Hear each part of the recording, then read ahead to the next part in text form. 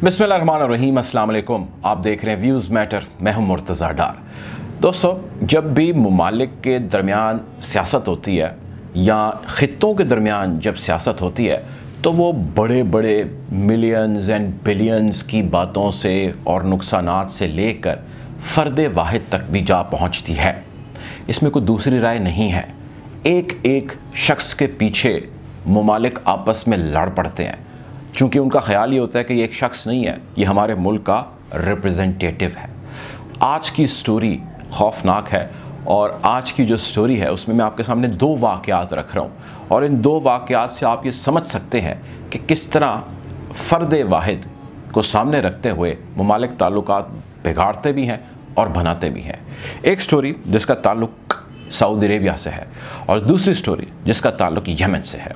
Saudi Arabia की story से गुफ्तगू का आगाज़ करते हैं। हमारे चैनल को अगर आपने सब्सक्राइब नहीं किया तो कर लें ताकि ऐसी मज़ीद वीडियोस आप तक बर वक्त पहुँच सकें।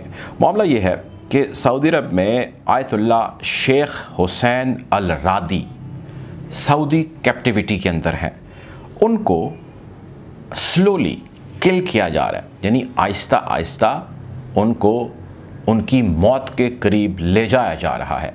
ये मैं नहीं कह रहा, ये gulf institute of democracy and HR का कहना है। उसने इस हवाले से एक ट्वीट भी किया है। गुफ्तगू का बाकायदा आगाज़ करते हैं। आपको सबसे पहले बताता हूँ कि ये साहब जिनका मैं ज़िक्र कर रहा हूँ ये हैं कौन। आयतुल्लाह शेख हुसैन अल रादी एक शिया स्कॉलर हैं और ये सऊदी अरब के अंदर मुकीम है, एक सऊदी स्कॉलर हैं और ये अहले तशी जो हैं उनके अंदर ख़ासी मकबूलियत रखते हैं, ख़ासी इनको पज़ीराई मिली। इनकी जो लाइफ है वो through out is about the ज़िक्र ऑफ अहले बैत। 2016 में इनको गिरफ़्तार कर लिया जाता है। इस वक्त इनकी उम्र तकरीबन 70 साल के करीब है और judicial and civil rights activist इनकी रिहाई के हवाले से अपील सऊदी गवर्नमेंट से कर चुके हैं। Gulf institute of democracy and HR appeal कर चुका है। इसके अलावा मुख्तलिफ़ NGOs और ह्यूमन राइट्स भी इनकी रिहाई के हवाले से सऊदी हुकूमत से अपील कर चुके हैं। सऊदी हुकूमत इनको तकरीबन 5 साल से ज़ायद अरसा हो चुका है गिरफ़्तार किए हुए है। इनको कैप्टिविटी में यानी अपनी जेल में, अपनी जेल की सलाखों के पीछे रखे हुए है। 2016 में इनको गिरफ़्तार कर लिया जाता है। इन पे मुकदमात शुरू कर दिए जाते हैं और रियाद में मौजूद जो अदालत है वो इनको 13 साल की सज़ा सुनाती है और उस 13 साल की सज़ा में वो उनको सख्त तरीन जो सज़ा होती है, ज़ाहिर है जब आप कैद में होते हैं तो कैद बामुशक्क़त या आई डोंट नो, लेकिन सऊदी अरेबिया के अंदर जो हाईएस्ट कैद के अंदर किसी एक प्रिजनर को गुजरना पड़ता है किसी चीज़ से, वो उनको दिया जाता है।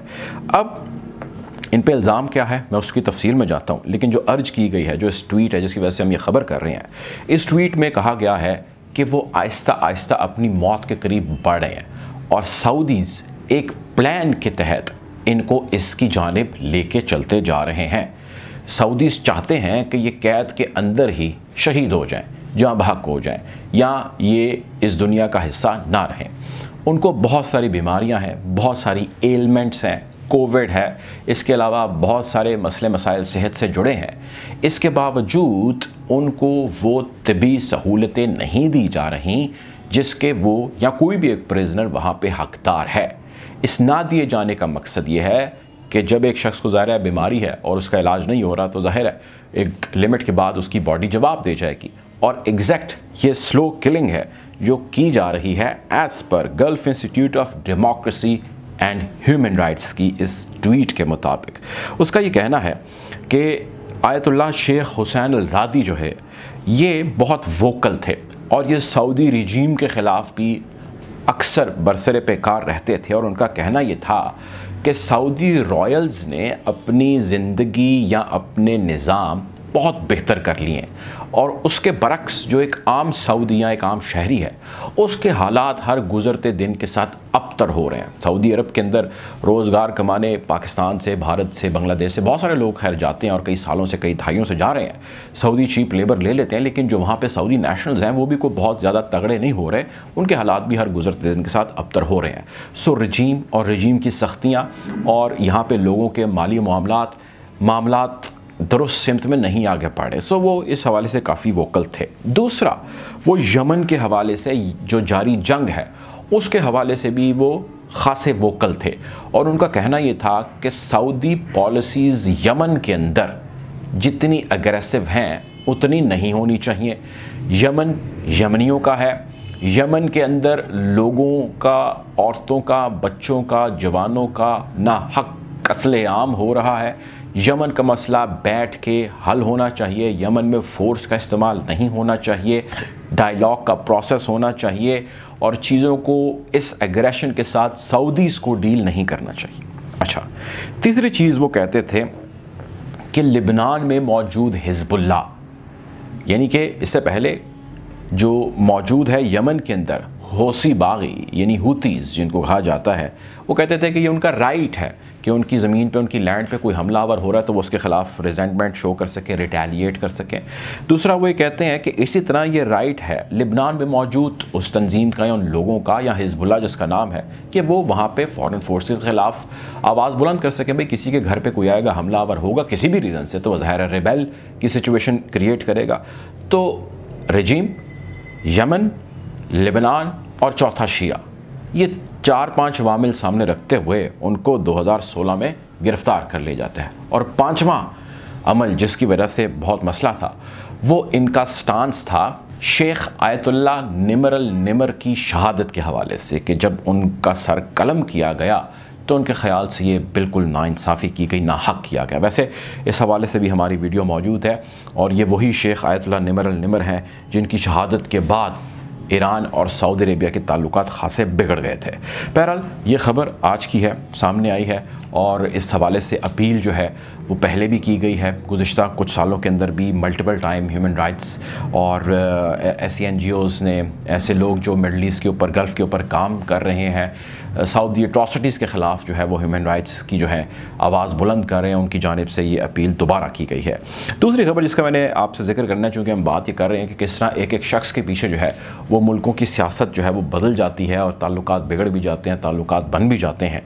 दूसरी खबर ये है कि अमेरिका ने यमन में मौजूद हुतीज़ से, यानी कि हौसियों से, अपने बंदे यानी अमरीकी छुड़ाए जाने के हवाले से एक अपील की है। बड़ी इंटरेस्टिंग डेवलपमेंट है, इंटरेस्टिंग खबर है। यमन के हालात अब ख़राब हैं, और अब से कुछ ही अर्सा कबल जब यमन के ऊपर हुतीज़ ने हमला किया और उन्होंने सना, जो उनका कैपिटल है, सना उनका शहर है, उसको वागुजार कराया और इसके ऊपर काबिज़ हो गए, तो हालात काफ़ी ख़राब हो गए। US की एम्बेसी मौजूद थी यमन में, उन्होंने फ़ौरन वहाँ से पैकअप किया। चूँकि यहाँ पे हुतीज़ हर जगह या हर बिल्डिंग या हर इमारत या ख़ुसूसन ऐसी एम्बेसीज़ और ऐसे हाई कमीशंस के ऊपर फ़ौरन काबिज़ हो रहे थे, तो वहीं पे उन्होंने अमरीकियों को भी धर लिया। अमरीकी एम्बेसी भी वो पहुंच गए और वहाँ पे उन्होंने लॉकअप कर दिया, अपनी कैप्टिविटी में रख लिया। खैर काफ़ी शोर डाला, अमेरिका ने बहुत ज़ोर डाला, और अमेरिका वहाँ से अपने अमरीकी जो थे, असल गोरे थे, जिनको वो वहाँ से बाजियाब करा के वापस अमेरिका ले गया। लेकिन हुतीज़ ने कुछ लोग थे जो नहीं छोड़े अमरीकी। ये वो थे जो यमनी अमेरिकन से, यानी कि ये बेसिकली यमनी थे बट ये अमेरिकन नेशनल भी थे और वहाँ की एम्बेसीज़ में काम भी कर रहे थे। अमेरिका का कहना यह है कि बालाए ताक रखते हुए कि किस शख्स का ताल्लुक़ किस एथनिसिटी से है या उसका ताल्लुक़ किस मुल्क से माजी में रहा है, अब अगर वो अमरीकी शहरी है या अमरीकी नेशनल है तो वो हमारी उतनी ही ज़िम्मेदारी है जितना कि कोई और शख्स। तो इसलिए उन्होंने एक off the record, off the cuff एक अपील किया होती से, उन्होंने कहा कि जी आप हमारे बंदे छोड़ें और इन्हें हमारी तहवील में दे दें, जिसके ऊपर या जिस पे अभी हुतीज़ ने कोई जवाब नहीं दिया। और ख़याल यही है कि जिस तरह माजी में वो नो कहते आए हैं, इसी किस्म का वो नो दोबारा कहेंगे। ख़ित्ते में सूरत हाल बहुत तेज़ी से बदल रही है और मशरक़ वुस्ता के हालात काफ़ी टेंस हैं। हम कोशिश करेंगे कि इस बदलती हुई सूरत हाल के हवाले से आपको यूँ ही अपडेट रखें। अपना ख्याल रखें। दुआ में याद रखें। अल्लाह हाफिज़।